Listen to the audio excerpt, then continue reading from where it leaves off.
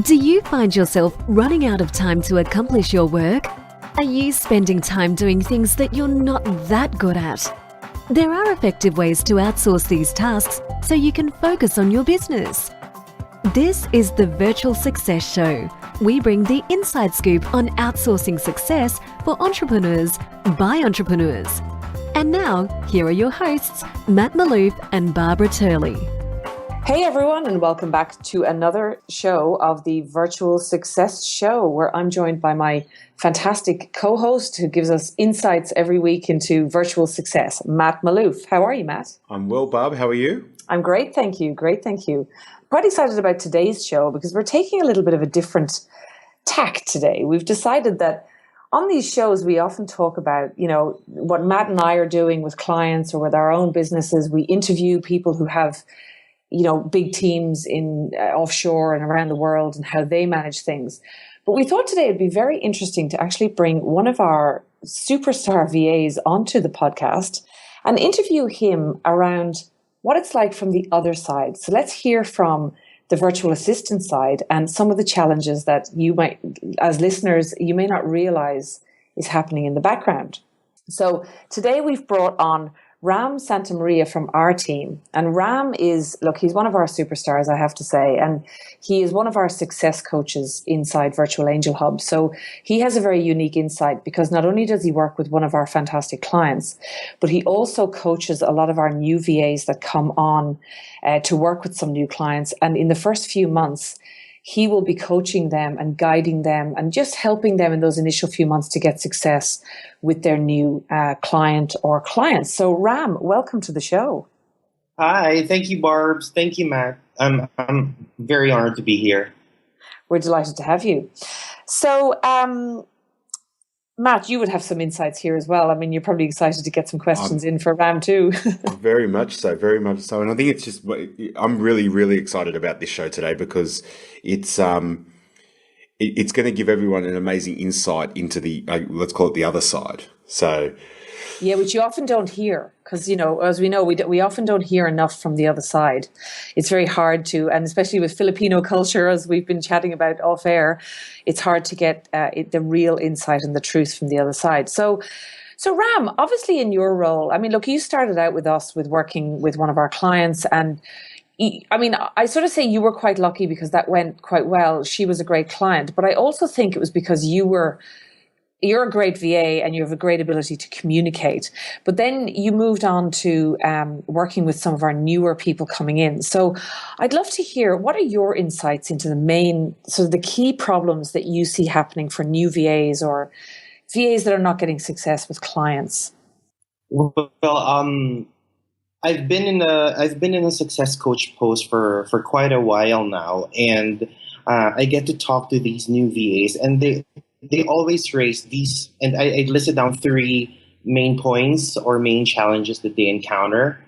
And the first one would be maintaining an open channel of communication between them, the VAs, and their clients. Mm-hmm.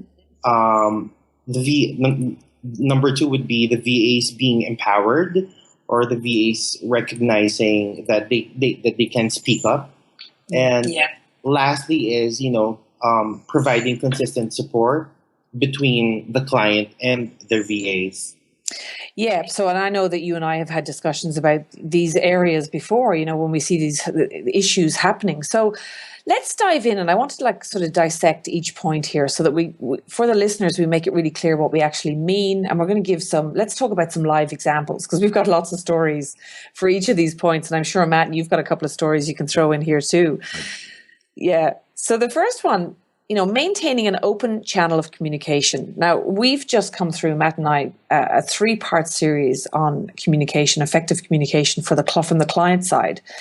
But I know, and you would know, Ram, from our experience, that communication is a 2-way street. So no matter how much the client practices their side, we also have issues of the communication on the VA side as well. So can you give us an insight into maybe an example of a positive communication channel and the outcome of that for a VA, and then a more negative one or something that wasn't really working from a communication point of view? Sure. I remember a few months ago, I was working with an amazing client. She's pretty much great when it comes to communication, and we were migrating her contents from one program to another. And as we all know, migration is such a very strenuous and laborious job. So, going in, she was able to relay to me everything that she wants me to do in a very short, concise, and clear manner. She was able to lay out all of her expectations from me. So in turn, the migration process went well. It actually went smoother than I expected, and we were both happy with the results. Yeah. The migration could have, the migration could have taken, more than a couple of weeks, but because of her, because of the open channel of communication that we established, we were able to do it in, I think, less than a couple of weeks or a week. So that saves us time and that saves us money. Absolutely, yeah. Now, I love that you said there that not only was she clear on what she wanted done, but she was very clear on her expectations, because we did a show on expectations management for the clients as well. And that, do you feel like, the steps are one thing, but the expectations of what success looks like, how important is that to making the difference for you? I think when the client knows your limitations, she knows what to expect from you. She would know what kind of job to delegate to you. Mm-hmm. Like if she knows that you're very good at this particular job or at this particular task, she might focus the tasks she gives to you on those particular tasks, your strengths. And if she knows what your weaknesses are, she might she might just focus some of the tasks on herself rather than giving it to you. That saves both of you time. Mm-hmm. And you get most of the things done. You get things. You accomplish things better. So yeah, it's a win-win situation for the both of you. Okay. Matt, go on. Yeah, Ram, just out of curiosity, had this client ever done something like this before? I think it's her first time migrating her contents from one platform to another. But the good thing about her is that she researched well before doing so, and she was able to transfer all of the things that she researched about to me, and that made both of our jobs easier when it comes to the migration. I think that's a really important point, that because here you've got a scenario where it's first time for the client, and because they're prepared and got clarity on what success here looks like, the communication can actually happen a lot more effectively. Whereas, and I think this is too often where things can break down, is because a client or someone doesn't have clarity on what success looks like. And so as they're running and gunning in the day-to-day, that's where I think the expectation misalignment comes up. Yeah, and also, an interesting point you've made, Ram, which I'd like to highlight, is that this client also took responsibility for, she was migrating. I mean, I know this particular situation. Migrating from one platform to another, it was actually a membership site migration. So it was a very big job. There was a lot of tasks involved. But she didn't just say, here's what I want. I want to migrate from X to Y. Off you go. She actually researched herself on the complexity of that and whether it was the right move and whether, what the outcome she wanted. Yes, that created a bit of work for her. But I think, and could you delegate that to your VA to research it in the beginning? Of course you could. But you definitely want to have communication there around, there is oversight that you have to do there. Because if you just throw it at your VA and expect it all to go great, you can really end up in holes there because there's no communication between the two of you. Absolutely. So Ram, what about now? So a situation where, let's say, a VA is trying their best, but the communication channels are blocked between, and we've seen this a lot. So the channels are somehow blocked between the client and the VA for whatever reason. Can you give an example of that sort of scenario that's happened? Yeah. As a success coach, I always I always encourage the VAs to let me know if they have issues with their clients, or if they have anything that they want to be raised or discussed. And sometimes there are situations when the clients and the VA are not able to maintain an open channel of communications. Say, for example, a client who refuses to use the email or other means of online communication. Instead, the client prefers to talk on the phone. The problem is the client isn't exactly a native English speaker. Mm-hmm. So there's already the language barrier there. This is in the case where potentially the client isn't a native English speaker. Yes. That can cause a lot of issues. Yeah. So there is misunderstanding that's already there. There's some there are instructions that are not clearly understood. So there is and then consequentially there is frustration that happens between the client and the VA, and the VA gets frustrated, the client gets frustrated because things are not getting done. And when with frustration comes, sometimes if it's happening for a long time, there's some sort of resentment going on between the client and the VA, and we all don't want that. That can escalate out of control. And then how does the VA, because the client gets, I understand that because I see that, the client gets frustrated, then resentful, and then almost blood boiling, and then they sort of, want to complain to someone or whatever, which is understandable. How does the VA feel? What's the emotion the VAs start to feel?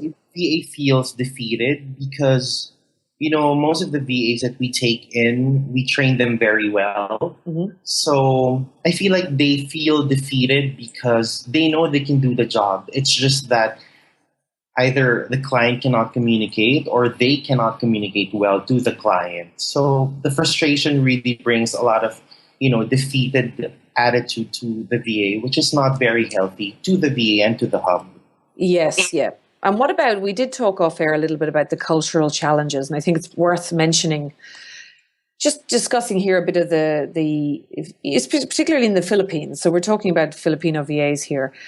What are the cultural challenges when it comes to communication, particularly with people in other countries? Yes, I think it's because, as Filipinos, it's part of our culture to be very accommodating to people from foreign lands. And, we always see or look at ourselves as subordinate to them to an extent. So VAs are not exactly empowered when it comes to that area of communication. So they would find it difficult to speak up. They find it very difficult to speak up. Like, I have not even to people from foreign lands, even to us, their success coaches, they feel sometimes they feel afraid to speak up because they think they might be ridiculed for what they have to say. So, at least I think it's part of our job to empower these VAs to speak up. Yeah, and speaking up is okay. And actually, just for the listeners' benefit, we talked about this off air, and actually the topic of the cultural differences became so huge in our off air conversation that we've actually decided we're going to do an entire show with Ram actually later on the cultural aspect of this. So look out for that show later. We decided it was a topic we'd actually take out from here. But Ram, where you've ended there on that point actually leads us into point 2. So point 2 is your VA needing to feel empowered. So let's talk about and dissect that a little bit for a second.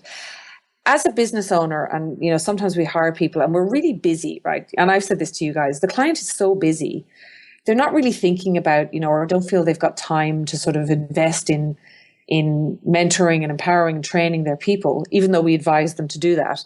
So how can what are the simple things a client can do to make their VA feel more empowered, especially when it comes to communicating and speaking up? Well, based on my experience, I was encouraged to speak up when my client treats me as, a very essential part of the team. As to an extent, he or she treats me as an equal. So I feel empowered. I feel like my opinions matter to her. I feel like my suggestions matter to her. You don't have to do whatever your VA suggests you to do. Just hear them out. I think, when you let your VA feel that she or he is an essential part of the team, he feels empowered and he feels like, what, it's okay to speak up. It's okay to let my voice heard. That's a really powerful point. Matt, I'm sure you've got a couple of comments here. I do, and I guess it probably leads on to, because I think a lot of that point there of encouraging ideas, encouraging being treated as an equal, I think that's so critically important. And I think often because we can't see or physically are in the same room, that can be a bit challenging for people. How can Ram, in your experience, your client provide feedback in an empowering way? Well, my client makes sure that she repeats the suggestions that I give her. I think she wants me to know that she listens to me. She sometimes discusses the suggestions that I have, that I make. Also, she gives me an opportunity to speak up. She actually asks me if I have any suggestions, if I have questions, if I have, anything that I think can help further her brand or her company, which I feel is very empowering to me as a VA. And if there's a situation where, say, something hasn't gone to plan, and because I see often in organisations, whether they're using VAs or internal staff, that the providing of feedback can be very disempowering for people, very discouraging. They don't like, because it's not delivered in a constructive way. What's the best way, in your opinion, particularly with dealing with the Filipino culture? What's the best way to provide feedback so that the VA still feels empowered? I think more than anything, you have to be clear as to what your feedback is, because again, you have to maintain an open channel of communication between your VA and yourself. So make it clear, make it concise. I think it doesn't have to be sugar coated. It has to be constructive, though, because there is a huge difference between a constructive criticism and a destructive criticism. So make it constructive. Compose it in a way that doesn't make the VA feel that she did or he did something wrong. Because in our culture, we're not very keen on criticism. So make sure that it's constructive. I like how my client constructs it. She always says that it would be better next time if we do this. I think it would be great if we go to this. That's how she constructs her criticisms when she gives them to me. That's brilliant. Focusing on the moving forward rather than looking at the going on about the mistakes or going on about how it was done in the past, because that it's almost it can be destructive to do it that way. Absolutely. That's and those in moving forward, it would be better to do it this way. I think that's such great positioning. Fantastic positioning. Yeah. I just wanted to ask just on this point as well. Often feedback I get from clients, and Ram, you've heard this one as well, from me chatting with you about how we get around this. Clients will often say, oh, yeah, they're just not proactive enough. And I would say to the client, well, so first of all, define what you mean for you by being proactive. And second of all, have you had that conversation with your VA? Have you empowered them to know what you mean by proactive and how because I think sometimes VAs feel like the client knows exactly what they're doing, so I don't want to step in and give my opinion because they're above me or they they might think that I'm above myself or something like that. I know, Ram, you would have some of our VAs that would feel that way. Ram, are you still there? Yes, I think, when it comes to criticism, us as VAs would have to be open when it comes to it. It has to be, you have to look at it as a thing where you learn from, not a thing that, that's there to destroy you or to defeat you. It has to be something that you learn from. Mm-hmm. Yeah. So if as a client you want your VA to be more proactive, I mean, I would sort of suggest that you have the conversation with your VA to say, a bit like what you were talking about, Ram, telling them that, I really value your opinion and I'd love to hear more about what you think. And that can take time to work on together, but the outcomes can be great when you empower your VA with that sort of communication. Yes, I think, if I were the client, I make sure that, I encourage the VA, or I let them know that, they have a huge role in the company, that they are actually an essential part of the team. That way they're empowered to be proactive. That way, they feel like, if I do this, this can actually help the brand. If I research on this and present this to my client, this can actually further the company. So if you give them feedback na, hey, it's a good suggestion. Hey, this is a good point. The VA feels empowered that the client actually considers her opinions or his opinions, and in turn, that would make the VA more productive as time goes by. Yeah, that's fantastic. I really love that point. And then that leads us on to point 3. So point 3 was having a good support system. So I know, Matt, you've got a couple of comments to make on this too. Ram, first of all, so what is it like having a good support system? What do you mean by that? Maybe give an example of how you see that happening. Well, from our side as VAs, it's amazing how in the hub we actually have support. Like, if we have something that we don't understand, if we encounter a snag along the way, all we have to do is go into the hub and ask for help. Considering how collaborative the culture of the hub is, asking for help and getting help is very, very easy. That's good, because I've set it up that way. I'm very happy that you mentioned that. Yeah. Because I do know, I know how important with teams, and this is not just with Filipino teams or offshore teams, the idea of collaboration, support systems, etc., is really, really important. But Matt, what about when someone it's just you and your VA and you're run off your feet and the VA is really busy? How do you create support systems in that situation? Yeah, I think, and I was mentioning in prep for today that my first VA that I started working with, Ivy, we started working together on a part-time basis, 20 hours a week. And it was just her and I in the business. That was it. That was our team. And so I was very mindful of that she needed my support. If she got stuck, that she needed my support. And it was just making a little bit of time. We used to just have a 10-minute chat every single day with, where are you stuck? How can I help? And she felt really supported. I think because when it is only you and your VA, you need to work through the challenges together because it's only the two of you. And I think you need to also celebrate the wins together as well, because I remember at that time, that was when I just was starting my coaching business. And so there was a lot going on and we were working on projects, and like whilst I've got friends and family to be able to celebrate with here, Ivy was part of my team. And so I needed to work out ways that we could celebrate with her being in the Philippines and me being in Sydney. And we found a way, and it was, I believe, it was very empowering for her. And what was the way, Matt? Did you go out? Each of you go out for a pizza with your laptop and get on Skype and have a wine together, or what did you do?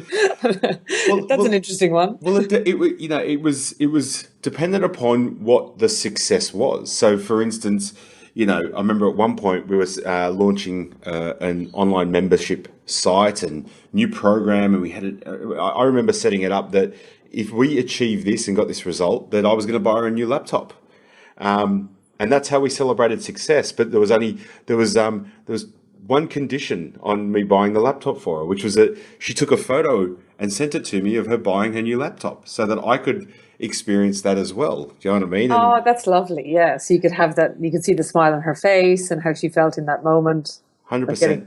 And that was just, and that sort of came about by me understanding that that was a goal of hers. She wanted to upgrade her machine, and it was understanding your people. But that was one way. But yeah, we've done, I've done coffee dates with my VAs before, where they get a coffee and I'll pay for the coffee, but they go out and buy a coffee for themselves, and I do it, and we share a coffee together. Oh, I love that idea. They can go to a cafe. Yeah, that's a fantastic idea. Have a coffee date. Yeah.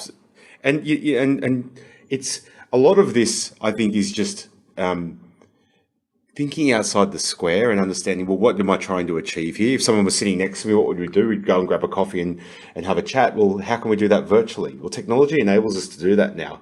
We've got these beautiful things called smartphones, so that we can be connected wherever we go in the world these days. And so it's just really understanding that. But I think back to the point of support, I think that, you're hearing from Ram, everybody, that what's critically important to a VA is feeling supported, is feeling like they can ask questions, is feeling like they have somebody that they can collaborate with when they've got their challenges. And if it's just you and them, and you don't provide that for them, then in my opinion, you're setting yourself and them up to fail. Yeah, and look, on that, I just want to add a point here, because we did have an issue the other day that came up where, yes, your VA needs to be able to ask you questions, but I think there's also a little process you can set up around that too. And Ram, I'd love to know your thoughts on this idea. Sometimes clients are very busy and they don't really have time for a question every 10 minutes on Skype. So the ones that don't want to be pinged on Skype all day. But setting up little processes like, I love your 10-minute phone call idea, Matt. So you could say, like, in the early stages of working with a VA or in the early stages of a project, you might do a 10-minute phone call that has a very clear agenda. So it's a quick, like, those 3 questions that you approached. Where are you stuck? How can I help? So it's not just a chat. It's actually very structured. Maybe you need 2 or 3 of those in the day, so that, there might be a morning one, and there might be a lunchtime quick check-in, and then there might be an afternoon if you have a full-time person, for example. So Ram, from your perspective, would that clear up a lot of the issues that some of our VAs are having if we had a little process like that for clients, the 10-minute phone call? Absolutely. I think it's an amazing way of eliminating confusion between the client and the VA. And you'd actually think that you're spending too much time, but you're actually saving yourself from the dangers of having your task messed up. So I think that's actually an amazing way of just keeping yourself up to date with your VA. And a concrete example would be my experience with another client of mine, when we'd have phone calls almost every day. And I work with this client within a very limited amount of time. So I told her that we can't have phone calls every day, but we can. I think it would be great if we can have phone calls every Monday and then emails during the rest of the week. And she thought that it's a helpful tip. She went and run away with it, and now we have a better client VA communication, or a better client VA relationship because of that. Yeah, that's great. Yeah, we established a good process, or a good working process by doing so, by me speaking up and telling her that I think this is what we need to do, and she entertaining that idea and actually implementing the idea. And now we have a better client VA relationship. Yeah, that's fantastic. I mean, those insights are great. Matt, what do you think? I mean, getting the other side here is really powerful. Absolutely. And, I think that in all the shows we've done thus far, like you opened with, Barb, that we've given it from the business owner or entrepreneur's perspective, or we've interviewed people that have had success with VAs, but hearing it from Ram's perspective is just outstanding. Yeah, because, Ram, you've had a lot of success with your clients. You're a very good communicator, but you've been exceptionally good in our team helping those VAs that maybe are not feeling so empowered or the client's not communicating properly. And sometimes you've managed to help turn situations around without us even having to get on a call with the client, because you're mentoring. So a lot of our VAs get mentored in the background by some of our success coach team on how to communicate better and how to feel more empowered. But yeah, like I say, people who are not members of Virtual Angel Hub don't obviously get that. So you need to kind of be able to provide that by yourself. So the tips we've given today will help everyone with that. Absolutely. Absolutely. Now, as always, everyone, if you find this show helpful, particularly today's show, please do share it with your network. We're committed here to helping people get success with outsourcing and with virtual teams. It is absolutely possible, regardless of business that you're in, industry that you're in, country that you're in. It can be successful for everyone. And, we're about to share lots more stuff coming up. As I said, we've got a massive show coming up on Filipino culture, where we'll get Ram back in again to chat to us about, how to deal with those cultural differences. Obviously, if anyone has anything to add, we'd love to hear your thoughts. You can either comment below the show here or pop on over to our Facebook group, Virtual Success Show on Facebook, and you can continue the conversation with us there. And any suggestions for shows you'd like us to do, pop it in there and we'd happily do a show. Excellent. Well, Ram, I'd like to say a big thank you for your insights and your time today. It's been wonderful, and I can certainly attest for myself. It's been very insightful and always a learning experience. So thank you, Ram. Yeah, thanks, Ram. Thank you, Barbs. Thank you, Matt. It's an honor to be here, and I've enjoyed my time here. Thank you very much. Great. Okay, everyone, we'll see you next time. Thank you for listening to the Virtual Success Show. If you found this show helpful, take a moment to share it with a friend so that we can all grow together. Find out more about the inside scoop on outsourcing success by going to our website, virtualsuccessshow.com. Until next time, thanks for listening.